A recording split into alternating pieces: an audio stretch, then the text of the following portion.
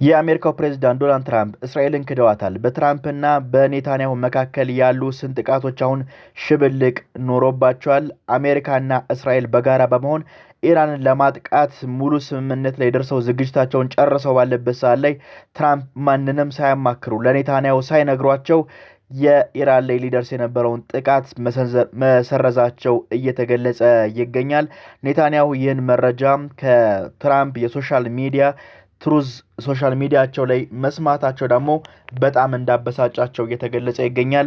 እስራኤል ይህን ጦርነት ለማድረግ ከፍተኛ ዝግጅትና በጀት በማውጣት ጭምር ዝግጅቷን አጠናቃ በነበረበት የመጨረሻው ሰዓት ትራምፕ ተንሸራተው በኢራን ላይ ሊደርስ የነበረውን የተጠናከረ የጥምር ጦር ጥቃት ማክሸፋቸው እየተገለጸ ይገኛል። ይህ ደግሞ በኔታንያሁና በእስራኤል ቤተመንግስት ውስጥ ከፍተኛ የሆነ መደናገጥና አለመተማመን እንደተፈጠረ ብስጭት እንደተፈጠረ እየተገለጸ ነው የሚገኘው። ኔታንያሁን ደግሞ ከምንም በላይ ያበሳጫቸው ውሳኔያቸውን አስቀድመው ለጠቅላይ ሚኒስትር ኔታንያሁ ወይም ለእስራኤል የደህንነት አካላት ይፋዊ የዲፕሎማሲ መስመር ከመንገር ይልቅ በራሳቸው የትሩ ሶሻል ማህበራዊ ሚዲያ ላይ ይፋ ማድረጋቸው ከፍተኛ ቁጣን ቀስቅሷል።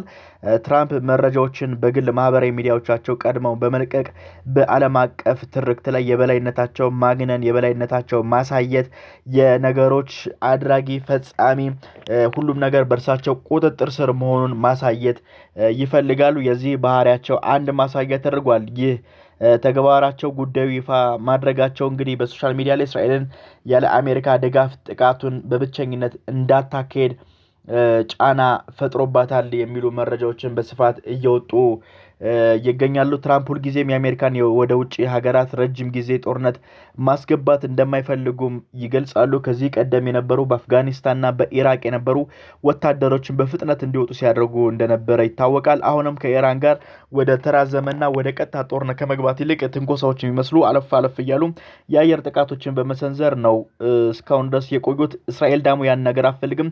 ከእስራኤል ባሻገር የተባበሩት መንግስታትም አሁን ተቀላቅላለች። የተቀነባበረ የተቀናጀ ጥቃት በኢራን ላይ በመሰንዘር አሁን ህልውናችን መጠበቅ አለበት የሚል አቋም በተባበሩት አረብ ኤሚሬቶችም እየተገለጸ ይገኛል። አሁን ከፍተኛ ስጋት ላይ ያለነው ኢኮኖሚያችንን በዚህ ሁኔታ እየደቀቀ ባለበት ሁኔታ እስከመቼ በዚህ ሁኔታ እንቀጥላለን? ስለዚህ በአንድ ላይ በጋራ በመሆን በጥምር ጥቃት ኢራንን ማውደም ወይም ደግሞ ማንበርከክ አለብን የሚሉ ውትወታዎች ከእስራኤል ባሻገር በተባበሩት አረብ ኤሚሬቶችም እየተሰማ መሆኑን የሚገልጹ ሰዎች እየተበራከቱ ይገኛሉ። በአሜሪካ ህዝብ ዘንድም አዲስ ጦርነት መጀመር ተቀባይነት የሌለው መሆኑ ደግሞ ለእነዚህ ሀገራት ከፍተኛ ጫና መሆኑ እየተገለጸ ነው የሚገኘው። በኢራን ላይ የሚፈጸም ግዙፍ ጥቃት ዓለም ነዳጅ ዋጋን ሰማይ እንዲነካ የሚያደርግ በመሆኑ በአሜሪካ ኢኮኖሚ ላይ የሚያስከትለው ውድቀት ለማስቀረት ሲሉ የወሰዱት እርምጃ ሊሆን ይችላል ተብሏል። እንግዲህ ትራምፕ የድንገተኛ ውሳኔያቸው የእስራኤል ከፍተኛ በጀት መደባ የተቀናጀ ጥቃት ለማድረስ ነበር ብትዘጋጅም የጥቃቱ ውጤት አጠቃላይ የመካከለኛው ምስራቅ ክልልን ወደ ማያልቅ ጦርነት ሊከተው የሚችል አሜሪካ እየገለጸች ትገኛለች። ኢራን በክልሉ ባሏት የጥቃት ኃይሎች ሐማስ እና ሄዝቦላህን የመሳሰሉ ፕሮክሲ የሆኑ ኃይሎቿ የሚሳኤልና አሜሪካን በክልሉ ባሏቸው የጦር ሰፈሮች ላይ ተመጣጣኝ የሆነ የከፋ ጥቃት ሊሰነዝር ይችላል የሚል ስጋት እየተገለጸ ይገኛል። በእነዚህ አካባቢዎች ደግሞ የአሜሪካ የመከላከል አቅም እየተዳከመ ከመምጣቱ ጋር በተያያዘ አሜሪካ በአሁን ሰዓት ላይ ወደዚህ መሰል ጦርነት በቀጥታ የመግባት ፍላጎት እንደሌላትም ነው መረጃዎች የሚጠቁሙት።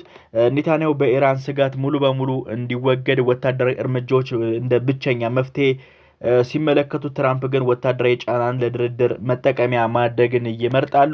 አሁንም በድንገት ትራምፕ ከኢራን ጋር ድርድር ለማድረግ ተስማምተናል፣ ስለዚህም ጦርነቱን አቁመናል፣ አሁን ወደ ጠረጴዛ እየተመለስን ነው የሚል መግለጫ ሰጥተዋል። በኢራን በኩል ደግሞ ስለ የትኛዋ ኢራን እንደሚያወራ ትራምፕ አናቅም።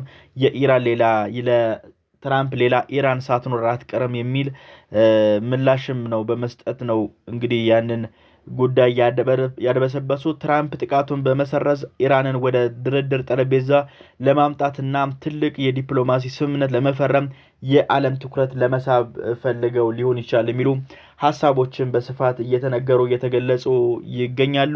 ይህ አጋጣሚ ትራምፕ በዲፕሎማሲው መስክ ያላቸውን ያልተጠበቀ አንፕሬዲክታቢሊቲ ባህሪና በአሜሪካ የመጀመሪያ የሚለውን መመሪያቸውን አሜሪካ መጀመሪያ የሚለው መመሪያቸው ከምንም በላይ እንደሚያስቀድሙ በግልጽ ያሳየ ክስተት ሆኗል እየተባለም ነው እየተገኘ የሚገኘው። እነዚህ መረጃዎች እንግዲህ ለአሁኑ ያስኳቸው ናቸው። ሌሎች መረጃዎች ደግሞ ሲገኙ ዳግም ወደ እናንተ የምመለስ ይሆናል። ቻናላችን ላይክ፣ ሼር፣ ሰብስክራይብ ያደርጋችሁ አብራችሁን ቆዩ።